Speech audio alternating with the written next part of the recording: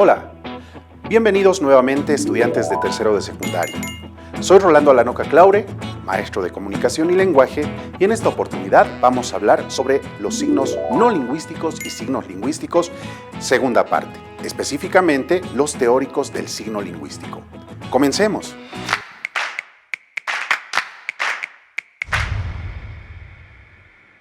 En esta oportunidad vamos a hablar de dos lingüistas muy importantes dentro del estudio científico de la lengua.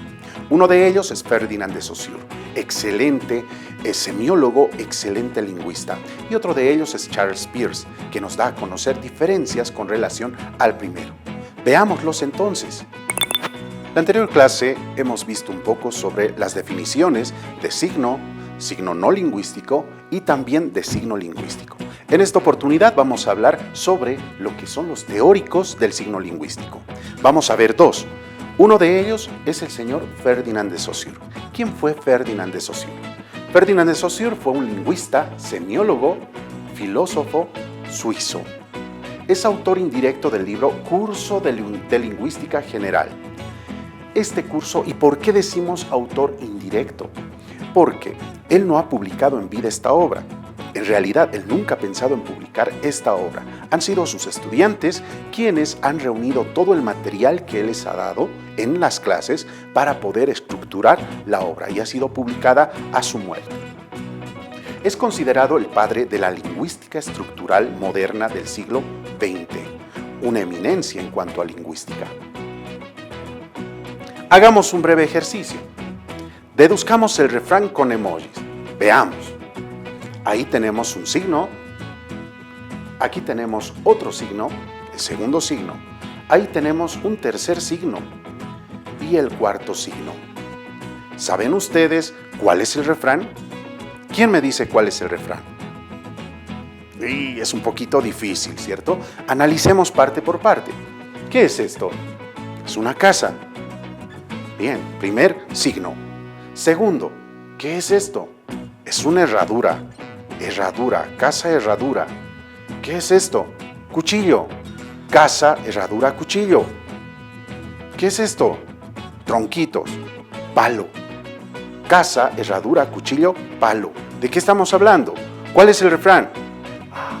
En casa de herrero, cuchillo de palo. Interesante, ¿cierto? Veamos cómo asociamos estos signos en nuestro cerebro para interpretar situaciones. Qué interesante es. ¿Qué nos ayudó a deducir? Analizar signo por signo para hallar una estructura. El signo lingüístico tiene precisamente que ver con ello. El signo lingüístico, nos dice Saussure, que es biplánico. ¿Por qué? Porque nos presenta dos planos de una realidad.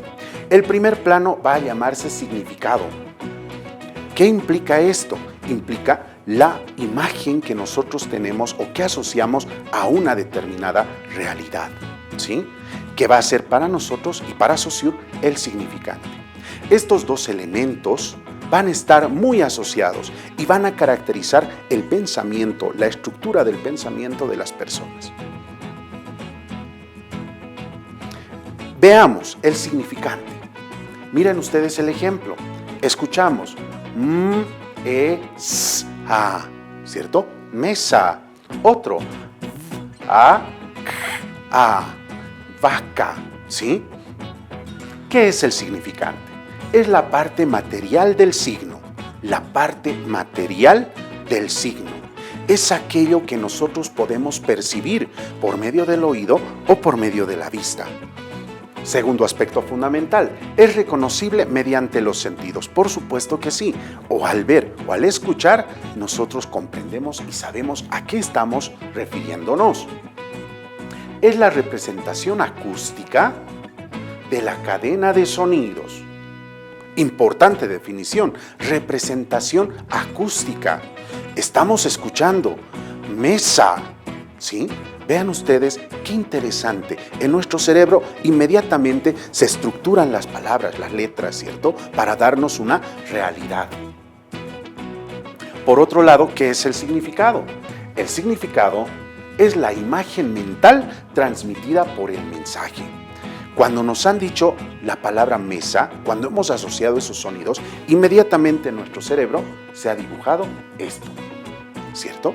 Cuando hemos escuchado los sonidos de la palabra vaca, inmediatamente en nuestro cerebro se ha estructurado esto. Hemos comprendido el mensaje y eso posibilita el signo lingüístico. Decimos también que es la parte inmaterial, ¿cierto? Es la parte mental, inmaterial porque no es algo tangible y muchas veces no está asociada con la realidad. Esta vaca, por ejemplo, las vacas que nosotros vemos, las vemos así.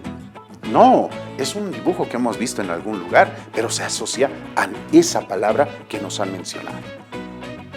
Es social y abstracta, ¿cierto? Por supuesto, es esa imagen, esa parte inmaterial, mental, social y abstracta de todo signo. Es la idea que conformamos en nuestra cabeza y estas ideas se van estructurando de forma casi inmediata en nuestro cerebro, casi inmediata.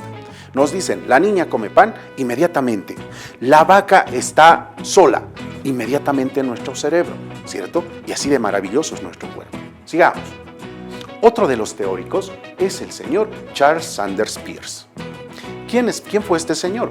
Fue un filósofo lógico y científico estadounidense que también trabajó lo que es la lingüística, la ciencia lingüística.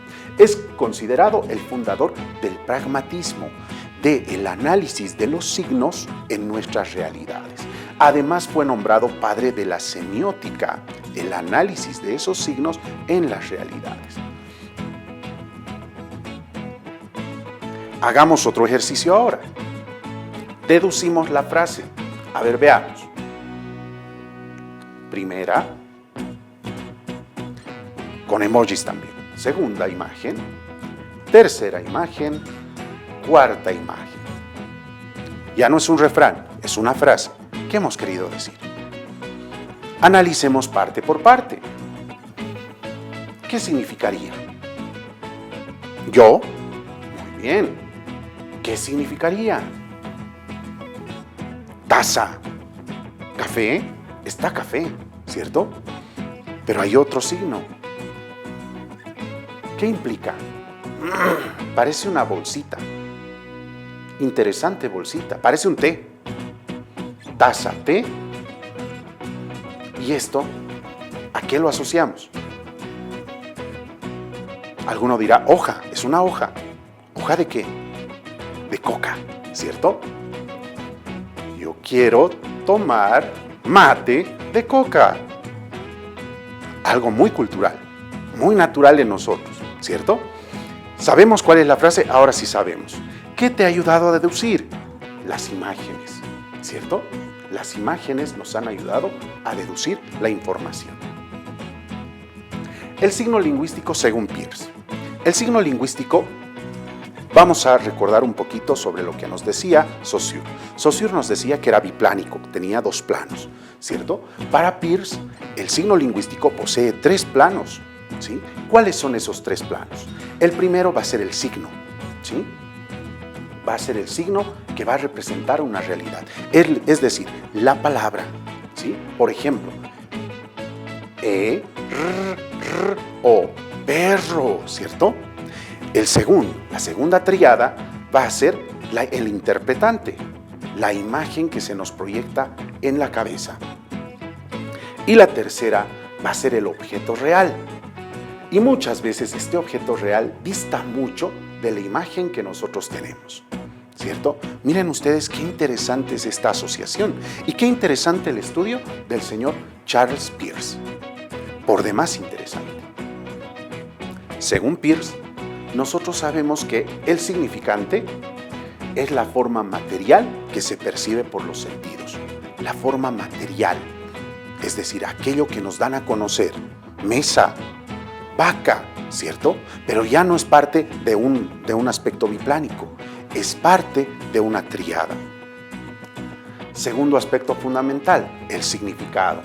Forma inmaterial denominada mensaje, ¿cierto? Es la forma inmaterial denominada mensaje. Es aquello que nuestro cerebro va a entender, va a asociar y va a asimilar para poder generar nuestro conocimiento, para poder interpretarlo y para poder reconocerlo. Tenemos también, por supuesto, el referente. Aquí hay que hacer un acápite muy importante. ¿Y cuál es ese acápite? Para Peirce es importante y determinante el contexto real y social. ¿Sí? Nosotros necesitamos tener un referente para poder asociar la idea en nuestra cabeza. Si alguien nos dice vaca y en nuestro cerebro o nunca hemos visto una vaca, entonces no vamos a poder asociar ese significante con ese significado. ¿Por qué? Porque no hay un referente al que referir, ¿cierto? Si nunca hemos visto una vaca, entonces nosotros, vaca, ¿qué es una vaca? Buscamos en internet, buscamos en redes sociales, buscamos en todo lado a ver una imagen. Y esa es la imagen que se va a asociar en nuestro cerebro, ¿cierto? Entonces ustedes vean que para Peirce es muy necesario, y para nuestra realidad, por supuesto, es muy necesario tener en cuenta y considerar el referente, que va a ser la realidad a la que se va a aludir. Y por supuesto está presente la entidad cultural. ¿Esto qué implica? Nosotros somos parte de una comunidad, no somos independientes, ¿cierto? Y esa comunidad es parte de nosotros también. Ustedes recuerdan en el ejemplo de la fiebre, cómo la abuelita trae pedacitos de papaliza para poner y bajar la fiebre. Esa es nuestra realidad cultural, es parte de nuestra comunidad.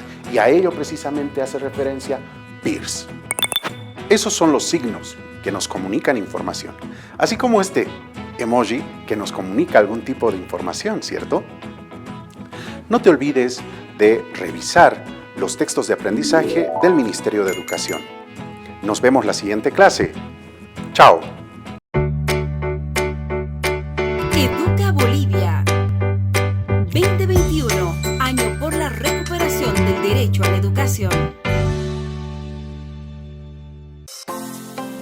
Recuerda tomar distancia